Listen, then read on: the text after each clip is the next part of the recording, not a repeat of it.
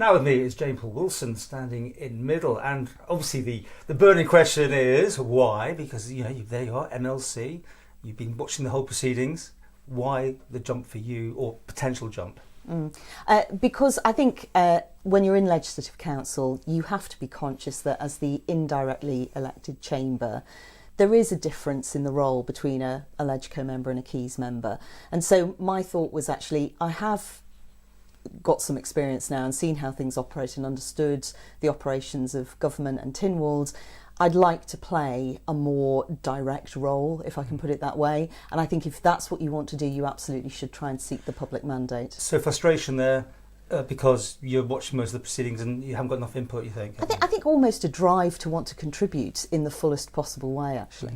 I mean, obviously we have to deal with this one. If you don't get in, how do you feel about your mandate then, and what would you do? Well, I think my mandate came from the House of Keys, and I've really enjoyed all my work in Legislative Council, and I believe I've made a really good contribution there. So I would be minded to finish my term if I'm not successful. Because you are a scrutineer. I mean, that's what MLCs do. I mean, isn't it? Everyone says that's what you do so well. So yes, it's interesting. You actually want to make more legislation. Is that what? No, because I think well, I'm not going to say no. I mean, legislation is still do it up there, can't you? Absolutely, and legislation is still a very important part of what Tynwald and government has to deliver. I think for me, it's also about recognising that any politician's job is scrutiny. I mean, as I'm going around the doorstep, a very common theme at the moment is accountability. How is government going to show it's being accountable and delivering as well as it can? And I think the job of politicians, whether they're ministers, whether they're department members, whether they're on Tynwald committees, whatever their role is, we all have a role and a duty, in fact, to ask the questions, get into the nitty-gritty of what is being proposed and why, do the constructive challenge, scrutinise what's going on to try and help deliver the best possible outcomes and deliver that accountability. What are the local issues that you're putting on the doorstep, and what you're being told in reverse? What's going on in middle? What's going on in middle? A lot of the things that are coming up, I think, are actually island issues. So you can see housing. You can see correct. Yeah, housing is definitely a theme. I think even one that arguably you might say is a bit more local, I think is not unique to middle. So the other one I would say is traffic, speed. That's a theme that actually crops up as you go around different parts. Potholes as well. Isn't it amazing? Everyone's got the same thing. Yeah, absolutely. So that's what I mean. I mean, it tells you then there's something interesting about government being effective in the delivery of the day-to-day that people expect and want. But it also tells you that there is a mood among a lot of people living around the island that they want that sense of safety. It's not. I mean, accidents are obviously a major concern and risk, but actually it's people's day-to-day sense of safety and well-being, whether they're willing to walk along the road to the shop, to walk their child to school, whatever it may be. And as an island, we should feel safe and positive about doing that, I think. What about national issues then you want to tackle if you get in?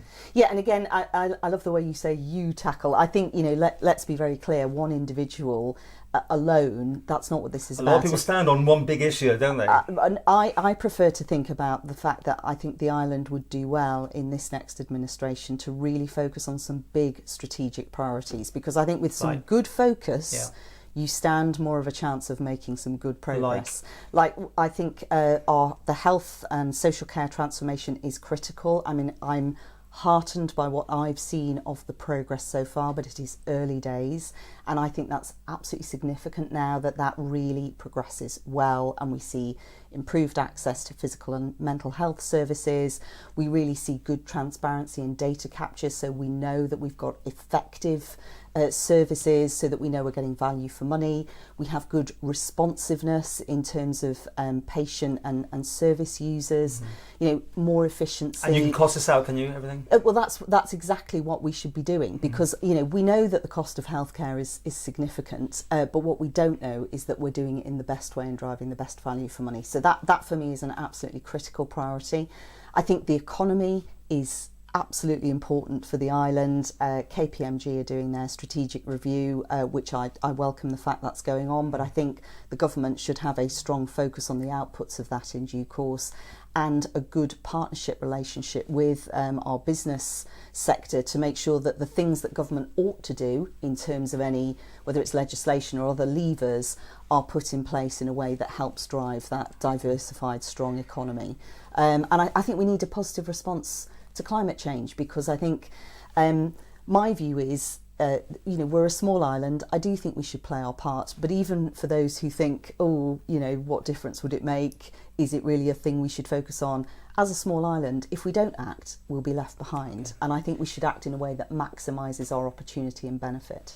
Well, you can play a full part when you're an MHK, of course. Mm-hmm. What is your fit? Where would your skill set be best used? So I think that's a really good question, actually, Paul, because my view when I joined Legislative Council, I never went into a department because I felt it would be possible to make a very full contribution in many ways, which is what I've done. But I've always tried to play to where I think I really can add value, my strengths and my experience. And so the range of things that I've done on committees, chairing the Constitutional, Legal Affairs and Justice Committee, that links very well with my legal training and background. I've been equality champion. Again, I had a reasonable knowledge of equality laws and so on because I was an employment lawyer as a specialist. And I've sat on the Public Sector Pension Authority and the Public Service Commission. Again, that links with my past experience, my knowledge of human resources, that type of... Where would you like to go then? Well, I think again, I would look to...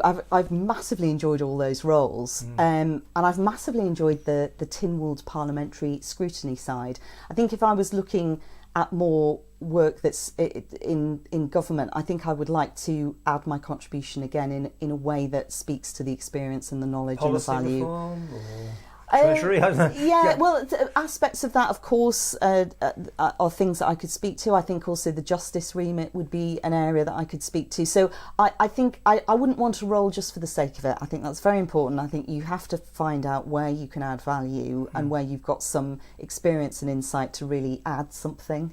How have you viewed this last, Howard Quayle's administration? Have you been... are you standing because you're frustrated? I mean, obviously there's 2 seats going there anyway. But I mean, what's your thoughts on this? I don't think. I think it's very easy, as I am aware, having had the experience of being outside Tynwald and watching from the outside, and then going in. Some of our most challenging issues are pretty complex. So I think it is frustrating sometimes, the pace of change. I think it's also frustrating that I think sometimes we try and do too much. So I think the programme for government was a really good idea. If you look at it though, it's a huge list of things with a lot of business as usual. And I think because we've got some major strategic things that we need to follow through and deliver on, we would be better focusing our efforts on a few core things and making some really, really good progress. And so I think that's what I would like to see. But you want to work definitely within government. You wouldn't just be backbenching and... I will wait. I think so many variables come into that. But for sure I will want to make a meaningful contribution. I believe you can do it in many ways, actually, as I think my experience so far has shown. Are we supportive of the lockdowns and the way it's been dealt with, for instance? Well, I think that, there have been a variety of views around that. And I don't think you would find that the whole of Tynwald agreed entirely on every single move. I mean, I've sat on the Public Accounts Committee, so, did look into some of the issues. And open or closed? I mean, are you happy where we are now? I do think we did need to move to a point where we had some more freedom of movement, because I completely recognise that for a lot of people it's been incredibly hard not being able to see family. You can't convince everyone on that one though, can you? I'm sure you've met that on the doorstep. Absolutely. And I do think mitigations are important.